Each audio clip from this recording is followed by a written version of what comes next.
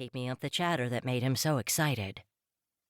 The mission they were about to embark on held many new challenges for both Robo and her, but she felt confident they were ready as a team and could accomplish the job together. At last, she withdrew a plastic bag from her pocket, opened it, and lowered it for Robo to whiff. The bag contained a scent article, a pink sock that she'd taken from the missing child's laundry basket earlier. The sole of the sock, darkened from being worn around the house without shoes, attested to the fact that it had not been laundered and would be laden with the child's scent. Robo wagged his tail vigorously as he took in the smell. Mattie stroked the black fur on top of his head, giving him one last pat before she raised her arm to give him the command he'd been waiting for. "Search," she said, flinging her arm out to encompass the area, planning to establish a large grid pattern. Robo lowered his nose to the ground and busily tried to find the track, which didn't surprise her. Typically, she directed him toward the ground at the beginning of a search to find a scent track, but today she knew there wouldn't be one here. She observed him closely, letting him think it through, and watching to see if he'd work out the problem by himself. She would intervene if he started to look frustrated, but she believed it important to let a dog in training learn to think through problems as much as possible.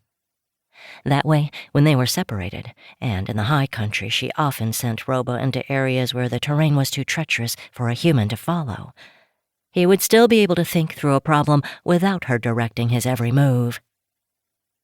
She continued to watch while he sniffed furiously at the ground in front of him for about a minute. When he raised his head and sampled the wind, she rejoiced inside. It was exactly what she wanted him to do. "Good boy." She waved toward the expanse in front of them again as she turned to walk toward her left. "Let's find someone out here." Robo surged ahead of her with his head up, facing into the wind. Rocky ground, covered with dormant buffalo grass, surrounded them and stretched out for about 1.5 miles as it ran uphill toward the foothills north of Timber Creek. Boulders and stones littered the area. Patches of rabbit brush and scrub oak grew on the hillside along the scattered groves of spruce and limber pine.